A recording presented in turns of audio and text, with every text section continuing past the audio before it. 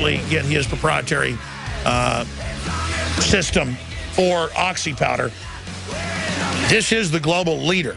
And then I'm done talking about it. He has the proprietary system. Others have tried to imitate it. They can't. Where it opens up in the intestines and then literally blows it out of there and literally interacts with the plaques, I guess the pre-diverticula, I guess you would call it, that's in there to boil all this out. And it's just amazing that this system literally doesn't want people to know about this. And you were talking about talking to gastrointestinal experts, medical doctors. They're not even aware of it.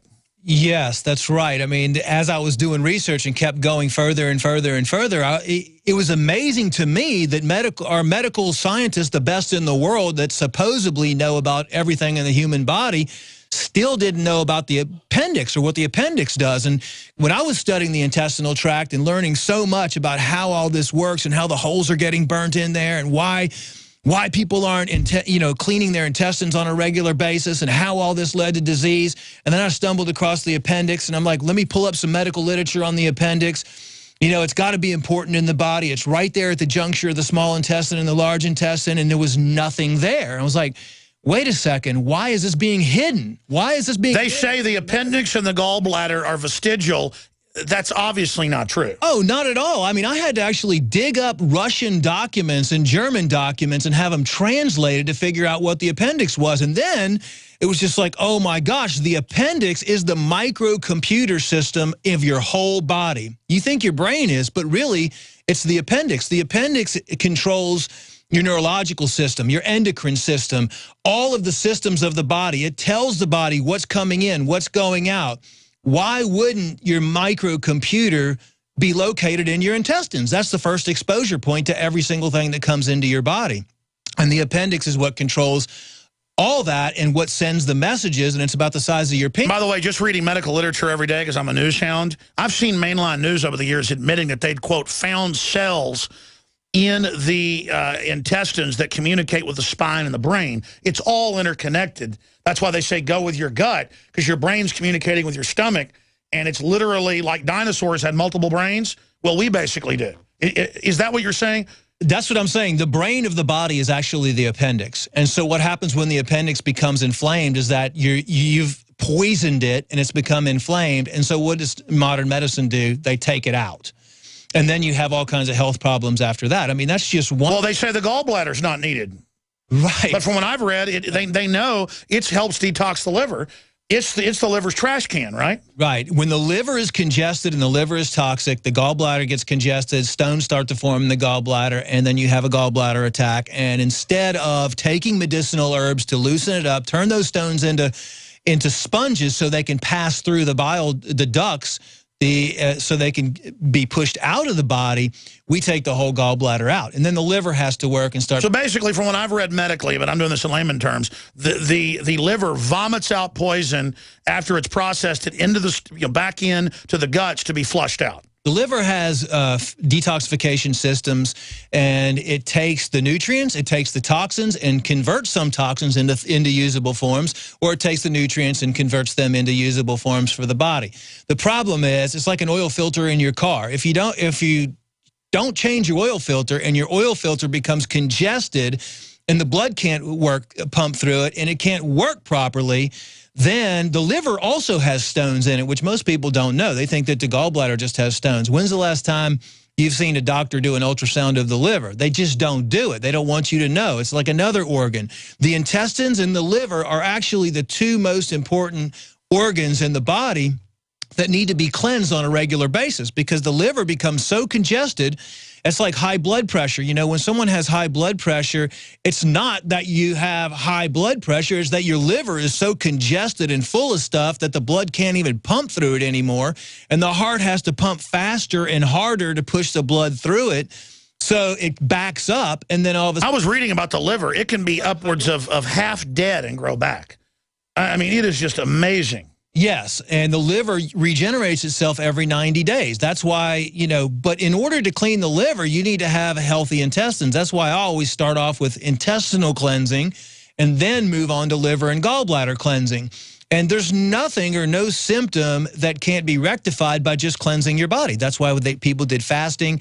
That's why, you know, people do juicing and they get results. That's why the Bible said fast and then take herbs. They would eat the herbs at Passover and things like that. Exactly. I mean, the intestines is just your skin turned inside out. It's made of epithelial tissue just like your skin. And as a matter of fact, when we came out with Oxy powder, people with all kinds of skin conditions, especially acne, all of it started going away, and I had to actually sign an agreement with one of the Oxy companies that came out with a patent for the little pads that you use to rub on your face. The Oxy powder was working so good, and people were writing about it online, but they had the patent for Oxy and acne, so I had to actually take any claims off in referencing acne for the product. But the point I'm trying to make is, anything that you have going on in your skin is also a direct result of what's going on in your bowel. So once you clean your bowel, everything starts to clean up. Your skin starts to clean up. The organs start to clean up. You start having regular bowel movements. You know, people think that they have bowel movement, one bowel movement a day is okay. And I talk to people all the time, and they say that they drink a cup of coffee in the morning, they have a bowel movement, and they're fine. Well, what coffee does is actually cause inflammation and irritation to the bowel. That's why you have that bowel movement. You know, people need to focus on eating clean foods, avoid you know, toxic beverages, avoid the MSG, avoid the GMO foods. You know, really what wreaks havoc on the intestinal lining is a combination of all those things, especially gluten now as well. So my recommendations are, you know, clean your intestines on a regular basis. You know, the herbal formulas out there, if you want to use them every now and then, that's fine. But the only way you're really going to truly clean the intestines is with oxygen cleansing. And once your intestines are clean, and you're getting that stuff out of your body on a regular basis, it doesn't have time to soak in. You know, just imagine if you're taking in 1,000 particles of fluoride and pesticides and endocrine disrupting chemicals every day and BPAs and all this other stuff, and they sit inside your intestines. Within 3 days, they have time to leak through and then go to your organs and cause disease. But if you're cleansing your bowel on a regular basis, those chemicals that cause the disease aren't able to get into your bloodstream and then, you know, cause you to have all the type of symptoms or develop the diseases that you might have. Well, I tell you, for the age you are, you look like you're 10 years younger than you are. Yeah, and I take Oxy powder and clean my bowels all the time, but I eat healthy too. You know, I eat organic, and water is another big thing. You know, most people are dehydrated, and your bowels need water. You need to flush the pipe. You know, just think if you had a pipe-like trash can and you didn't have a liner in it, and you threw your food in there, you know, every time, and then you emptied the trash can out. And the next day you threw all your food particles in there and you emptied the trash can. Every day would be a small layer of food particles building up on that trash can. And after 30 years, the trash can that was originally this big, the hole in it might be this big. And if, you know, you're not taking that trash can and hosing it down and rinsing it out every day, you know, that's the problem. Yeah, it's all really gross, so I'm not going to get into it, but it's absolutely true. And it is just, it's so incredible how they've suppressed all this information because they want us sick, because they want to treat the illnesses. They don't want to actually get rid of them. They don't want to find out why breast cancer or diabetes is exploding, even though we know why. They want to just treat it. Yeah, it's just incredible. Dr. Group is our guest. I'm Alex Jones. If you just joined us, we covered a lot of really hardcore police state news, you name it. Obama's set to announce all these military actions against who he armed, ISIS. That's coming up tonight. We've got Colonel Schaefer joining us in the next hour, and our reporters are going to be popping in as well. But while we have you here with us, I want to show for TV viewers, radio listeners, can just go to Infowars.com or PrisonPlanet.com to find this. Video model shows how Ebola will spread. It only takes one infection individually making it through an airport checkpoint. Health officials around the world are scrambling to contain the Ebola virus. And this breaks down how it could literally get to millions if just one carrier gets through. It's clearly gone somewhat airborne. That was in the medical data 2 years ago, mainline science.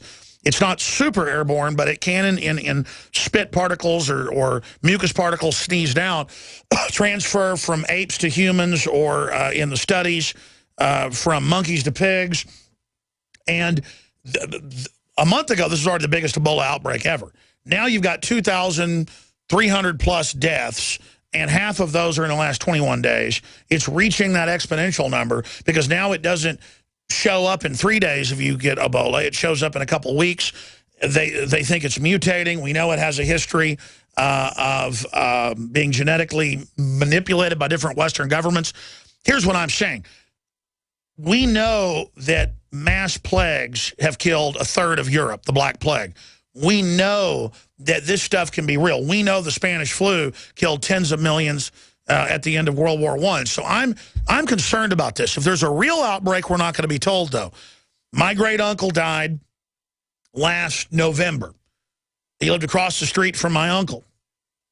My aunt had taken care of my great-uncle. My cousin, who lived nearby, Peter, got a respiratory issue, was home a few days, found dead in the morning. My uncle had taken care of him. He fought it for a month, and the doctors said that